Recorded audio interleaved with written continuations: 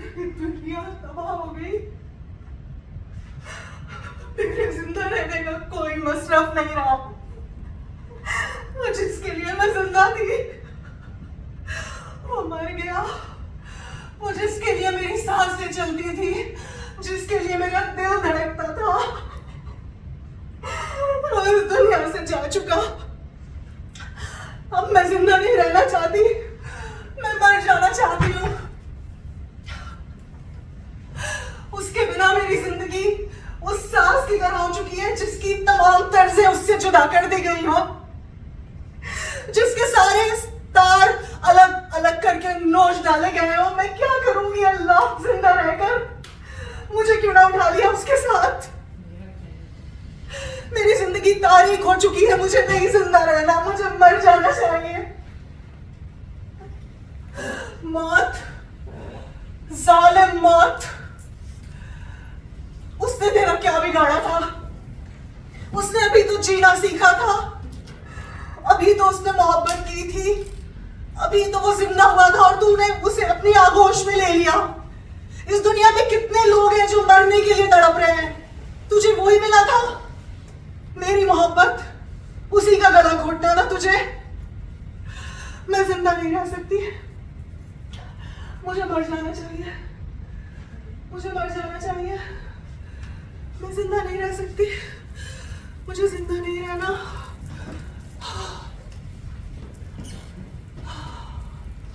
मुझे और वक्त जाया नहीं करना चाहिए। वो चला गया, उसके साथ मुझे भी चले जाना चाहिए।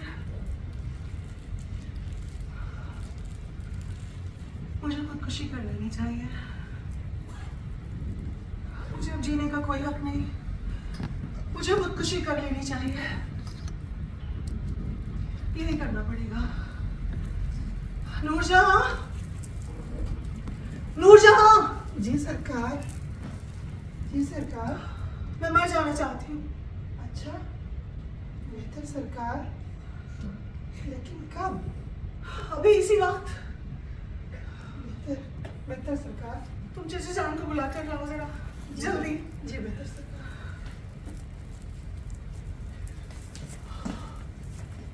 मैं मर जाऊंगी, मुझे जिंदा नहीं रहना।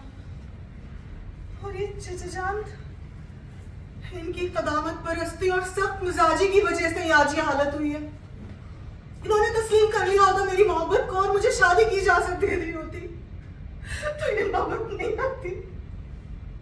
मुझे मर जाना है, मर जाना चाहिए। बेटी, तूने मुझे बुलाया है? जी चचा जान, अरे मैं आपको, कहो क्या बात? मैं खुदकुशी करना चाहती हूँ। ख्याल बुरा नहीं, लेकिन तुम्हारा इरादा कब है? अभी इसी वक्त। रात के 12 बज चुके हैं और मैं ठीक 12:15 बजे सोने का आदी हूँ। तुम्हें खुदकुशी करने से पहले कुछ लिखना भी होगा जिसमें काफी वक्त सर्फ हो जाए, और फिर मुझे इसकी इबारत की गलतियां भी दुरुस्त करनी पड़ेंगी, क्योंकि आज तक तुमने जितने खत अपने दोस्तों को लिखे हैं सब के सब ज़बान की गलतियों से पुर हैं। मैं नहीं चाहता कि तुम्हारी आखिरी तहरीर, जो कई आदमियों के नज़रों से गुजरेगी, गलत न रहे। मेरी ज़बानदानी मशहूर है, मेरे अशार लोग सनद की तौर पर पेश करते हैं।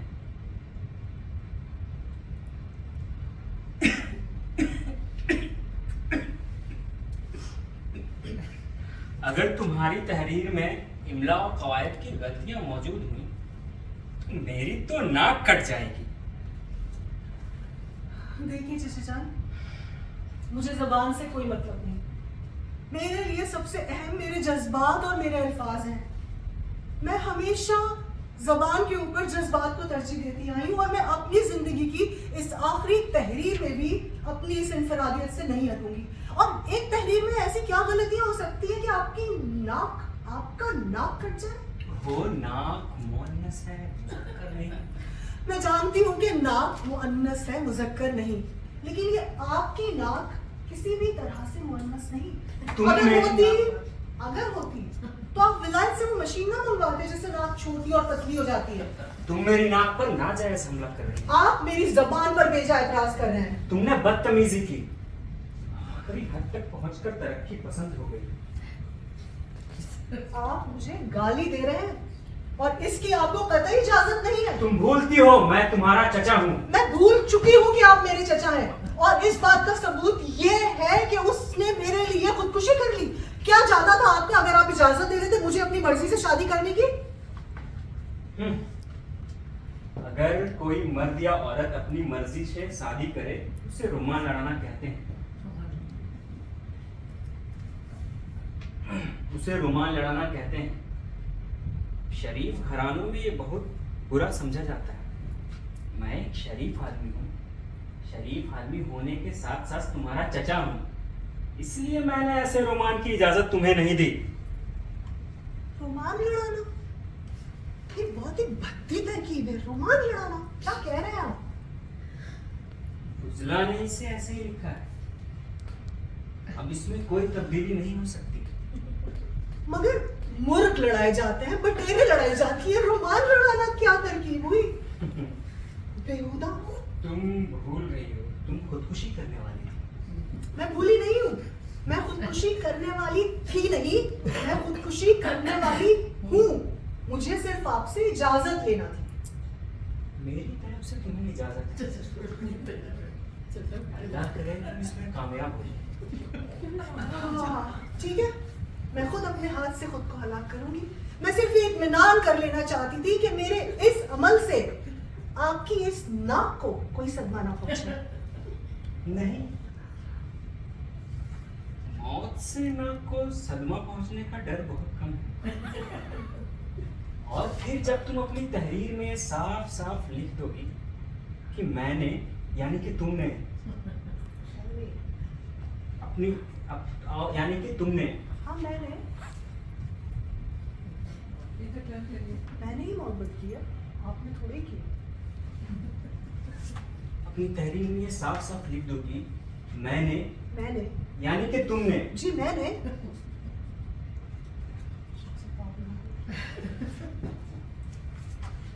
तुमने अपनी अपनी खुदकुशी करने तुमने अपना इरादा खुदकुशी करने का इसलिए बनाया है क्योंकि तुम्हें फला आदमी से पाक मोहब्बत थी। और हाँ, आपका लफ्ज बहुत जरूरी है। क्यों? क्या मोहब्बत खुद ही पाक नहीं होती? नहीं, अकेली मोहब्बत पाक नहीं होती। इसकी वजाहत बहुत जरूरी है। तो क्या मोहब्बत के साथ पाक लगाना जरूरी है? अकेली मोहब्बत पाक नहीं होती, इसकी वजाहत बहुत जरूरी है। तो मैं पाक लगाऊं या ना लगाऊं, मोहब्बत का जज्बा तो पाक ही रहता है ना।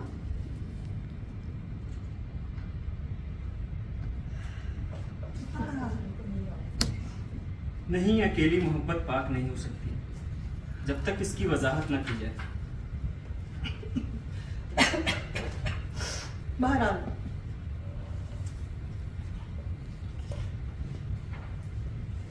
तुम कोई फिक्र ना करो, मैं इस तहरीर का मुसव्वदा तुम्हें तैयार करके दूंगा।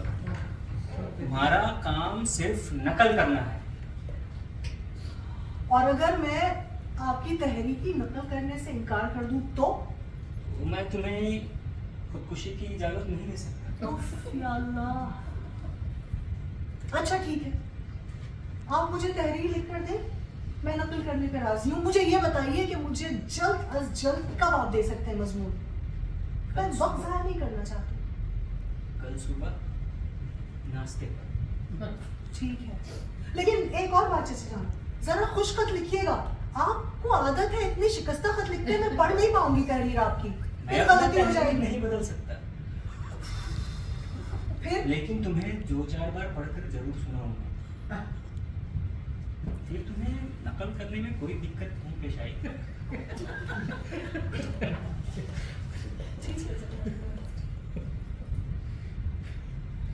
ठीक। अच्छा, तो अब मैं चलता हूँ। लेकिन सुबह तक जरूर दे दीजिएगा। मैं सोते सोते इसका मजमून सोचूंगा।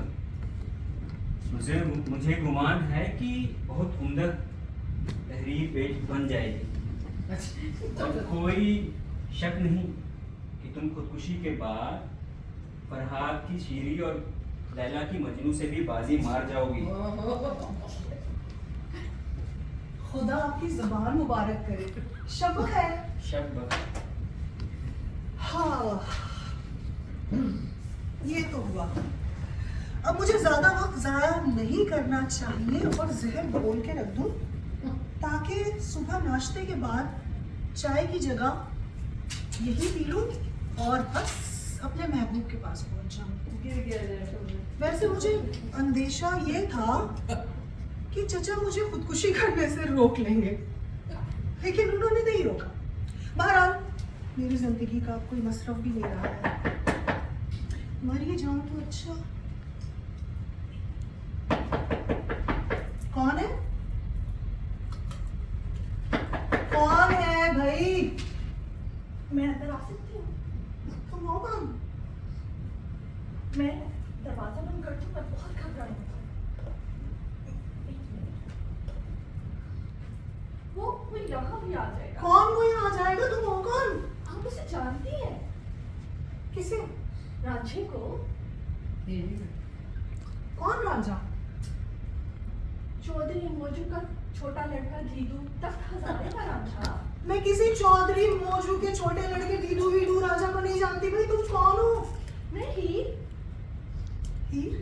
तो मैं चुचक्की थी जिसे लोग हीर सियाल भी कहते हैं। हीर सियाल? तो क्या तुम वो हीर रांझा वाली हीर हो? हाँ। हीर रांझा वाली हीर हो? तुम यहाँ क्या कर रही हो? मैं बैठ जाऊँ? हाँ बैठो, मगर तुम कर क्या रही हो यहाँ? मैं और रांझा सिनेमा देखने आए। तो फिल्म हमारा ही किस्सा थी। आदमी देखकर मेरा तो सर चकराने लगा। मैं तो इंटरवल होते ही भाग गई, लेकिन मुझे डर है वो मेरा पीछा करते यहाँ भी आ जाएगा और मुझे पकड़ के फिर वहीं ले जाएगा। कहाँ? वहीं जहाँ हम सब कैद हैं। सब मतलब कौन कौन और कहाँ कैद हो तुम लोग? तेरे हैं, शीरी है, उसका चाहने वाला फरहाद है, लैला मजनू है, मिर्जा साहिबा है, बेशुमार ही हैं। सब वहाँ कैद हैं? और तुम वहाँ वापस नहीं जाना चाहती? नहीं। तो क्या तुम्हें अब रांझे से मोहब्बत नहीं रही? मोहब्बत कैसे कायम रह सकती है? उसे तो दिन रात बस बांसुरी बजाने से काम है। मैं कहती हूँ रांझा, शामत अमाल से एक बार मैंने उसे कहा, रांझा तुम बहुत अच्छी बांसुरी बजाती हो। बस वो दिन है राज का दिन। ये निकोड़ा बांसुरी का टुकड़ा उसके मुंह से जुबान में नहीं होता। जब देखो दरख्त पे बैठा बांसुरी बजाता और ऊपर से जनाब को ढोल डंगर चलाने का बहुत शौक है। मैं कहती हूँ रांझा ये खेड़े नहीं, यहाँ दूध की नहरें बहती हैं, भाई दूध पियो और लंबी तान के सो जाओ। लेकिन वो कहता है नहीं, यहाँ पर अगर दूध की नहरें हैं तो गाय भैंसे भी कहीं ना कहीं जरूर। एक ना एक दिन में उन्हें ढूंढ निकालूंगा और फिर हम दोनों उन्हें चराया करेंगे। शीरी बेचारी फरहाद के हाथों बहुत दुखी है। जब देखो फरहाद साहब हाथ में तेशा लिए पत्थर फोड़ते हैं। और जब शीरी पूछती है फरहाद ये तुम क्या कर रहे हो, तो जवाब मिलता है तुम्हारे लिए पहाड़ काट कर दूध की नहर जारी कर रहा हूँ। वो कहती है फरहाद यहाँ दूध की सैकड़ों नहरें हैं जिन्हें देख देख कर मैं तंग आ गई। लेकिन वो उसकी एक बात सुनो। वो कहती है अगर तुम मेरे लिए कुछ करना ही चाहते हो तो एक नहर में से कम कर दो। लेकिन वो वहीं अपना पेशा लिए उसी काम में मशगूल रहता है। हाँ, ये तो अजाब हुआ नहीं? अजाब जैसा अजाब। हमारा बस यही गुनाह था कि हमने उन मर्दों के लिए अपनी जान दी। सोमनी बेचारी की हालत तो मैं बयान ही नहीं कर सकती। महिवाल साहब सारा दिन अपनी रान के गोश्त का कीमा बनाते रहते और उस नसीबो जली को मजबूर करते हैं कि वो उसी कीमे के बने हुए कबाब खाए। उसे ऐसे ही उपकारियों पर उपकारियां, लेकिन वो एक नहीं सुनते और गुस्से का निवाला बना बना के उसके मुंह में ठोंसते हैं। और बस इसी में बस नहीं है, उस पे ये हुक्म आयल है कि वो रोज शाम को कच्चा घड़ा लेकर वो दूध की नहर पार किया करे। वो बेचारी दरियाए चिनाब तैरने वाली दूध की नहर कैसे तय करेगी? लेकिन एक बार हिमाकत कर चुकी है तो भुगत रही। और लैला, उसका क्या हाल है? लैला बेचारी वो 1000 बार मजनू से कह चुकी है, मजनू मुझे मत ढूंढो, मैं तुम्हारे सामने मौजूद हूँ। लेकिन मजनू हमेशा की तरह सहरा में निकल जाते हैं लैला लैला करते चिल्लाते।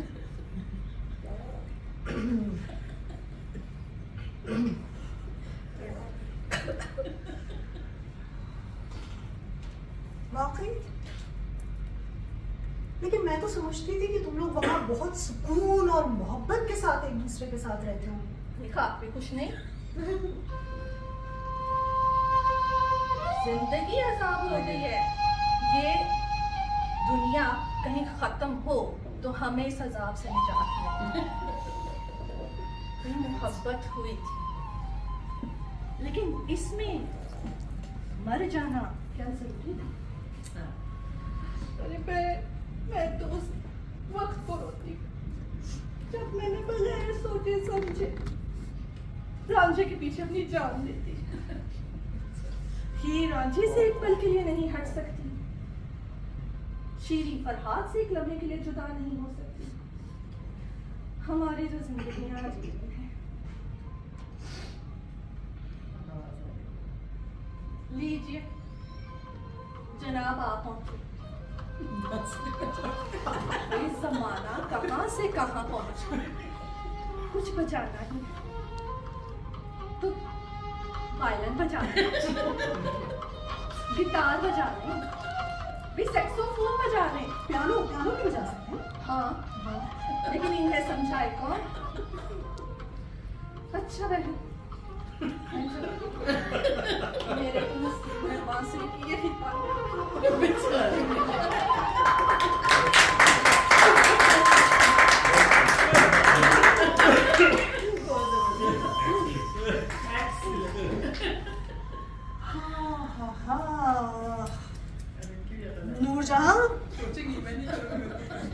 नूरजहां, जी सरकार।